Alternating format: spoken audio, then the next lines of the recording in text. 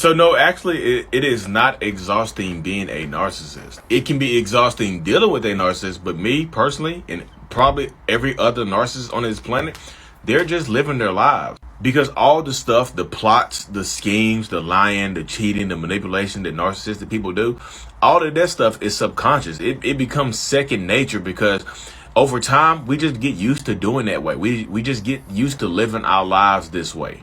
So it's not actually hard being a narcissistic person. It's tough to deal with it because you have to keep up with us. Because typically, if you're dealing with a narcissist, you know how it is. It's my way or the highway. It's the narcissist way or the highway. And a lot of times you get sucked into these relationships. You choose the narcissist way. But sometimes you think that if you choose their way initially, then maybe you can change them. Maybe if I just worked a little bit harder or loved them a little bit more, that they'll change for me. Narcissistic people don't really change like that, y'all. What is going on, beautiful people? Welcome to another episode of A Narcissist Explains. I am self-aware, diagnosed narcissist Lee Hammock, better known as mental illness across all social media platforms. This is your first time seeing my face. I use my platform to raise awareness for NPD, get more people into therapy, and also validate the victims and survivors of this disorder as well. This series is dedicated to just make my TikToks and YouTube shorts longer. They 60 seconds or less. You're already more than 60 seconds in now. So the TikTok you just watched, who was that? A woman asked me, she said, is being a narcissist exhausting?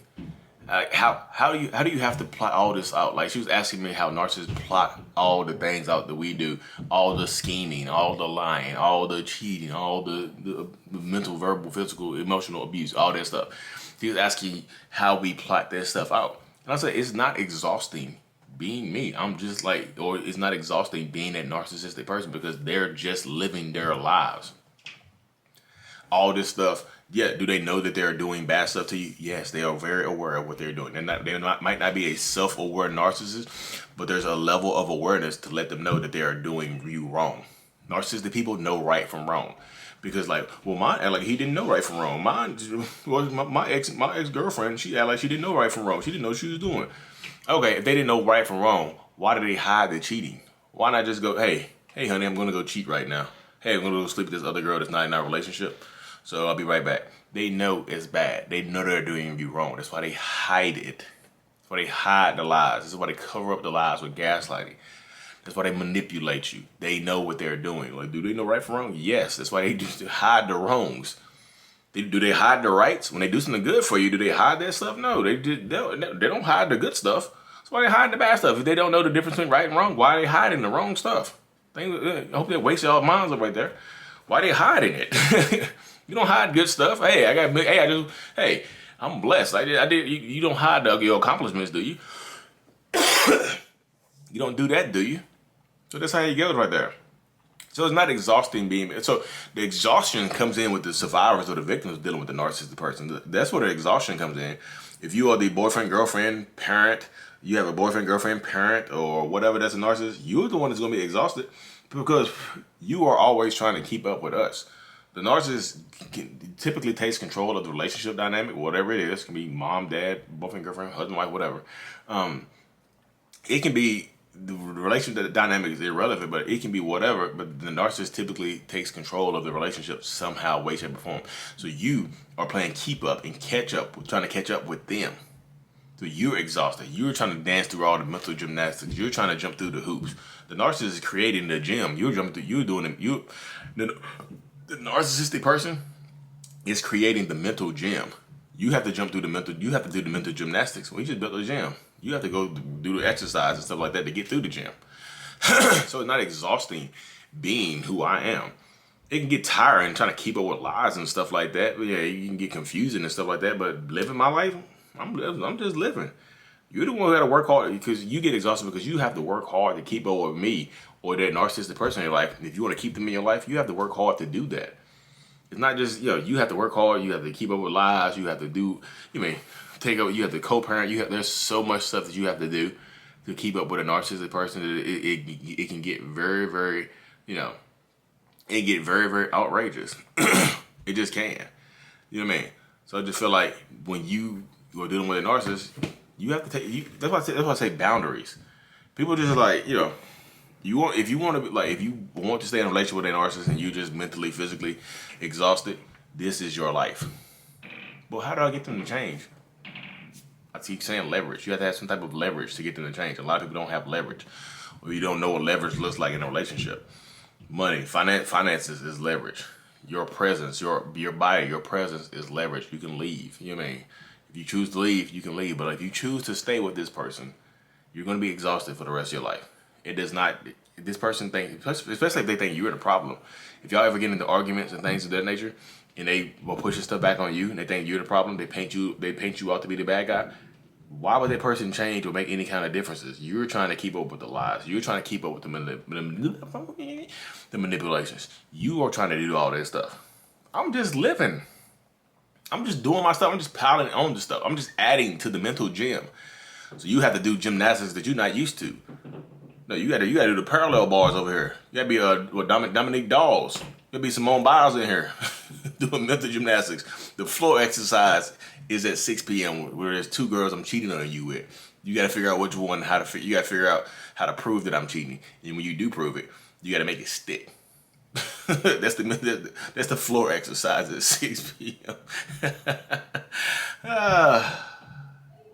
Yeah, I make myself laugh. I don't know where they came from because it's like authentic, y'all. That's why these are my authentic thoughts. This is not me. That's why I don't cut the video. Unless the camera dies, I'll cut it then. But guess what I got now, y'all? Guess what I got now? Guess what I ordered? 2 more camera batteries and a charger. So I got stuff on deck now. So even if the camera dies, I'm right back on it in a few minutes. I'm right back in there quick. You know what I mean?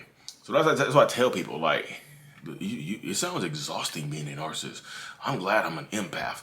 Like, if y'all truly believe what the stuff that people say about narcissists, like the narcissists don't feel, narcissists don't have souls, narcissists are robots, narcissists are just empty meat sacks with, blood going through their body with no hearts and empty eye sockets and eyelids and stuff like that. If y'all truly believe that, why would it be hard being that person? Anyway, is that stuff true? No. But why is that? Why do you think it would be hard being that person? If y'all truly believe that narcissists can't love, can't feel, can't do anything, why do y'all think it's exhausting being that person that can't do anything?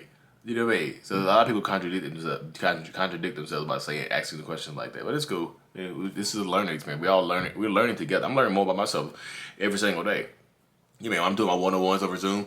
People tell me stuff. It makes me think. I'm like, oh wow, that's why I do it. It makes me go into my memory banks. I'm just like, yeah, I can just articulate it as well, y'all. I can talk good and I can articulate my thoughts better than a lot of narcissistic people can. That's just me. But you have to stay, on this journey of self-betterment and stuff like that. This journey of being better. Is it exhausting being who I am right now? Yeah, I'm tired. In a relationship, I could just be me, but like live my life throughout it goes now. I do get exhausted physically. Not mentally, I get burnt out sometimes, but I get exhausted. But being a narcissist is not exhausting. Being a self-aware narcissist and waking up in the matrix, the narcissistic matrix, and seeing all the stuff, and have to make active choices, having to think. Sam over at What Doesn't Matter said something good the other day. She's like, not only does a self-aware narcissist have to think about how our actions, we have to think about the actions of the person we're dealing with and their mindset and stuff like that. We can't just be self-centered anymore. We just have to take on more. So it gets exhausting being a self-aware narcissist sometimes. But when I was just unaware, I was just chilling. I'm telling you, I was just doing me. I was out here just, I was running amok. Literally a muck. I was running amok. But therapy, self-betterment, all this journey, y'all. This is a journey. It's an empowering journey. And I'm going to be on this for the rest of my life. And it's fine. I'm fine with that. And people are just like, well, how do I get my narcissist to therapy? Ask yourself this question about your narcissistic partner or whatever going to therapy. Even if they go to therapy, would that would that clear out anything that they put you through? Anything that they've done to you? Would that make that go away?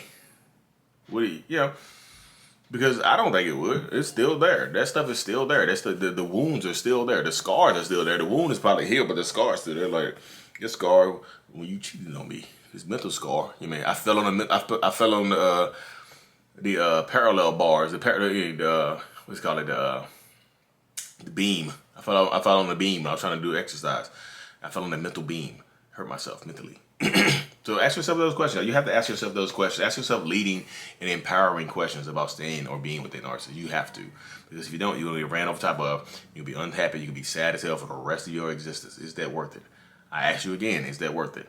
So it's not exhausting being a regular narcissist out here just doing your thing. It's exhausting being a self-aware narcissist, but you get more exhausted having to deal with somebody like this.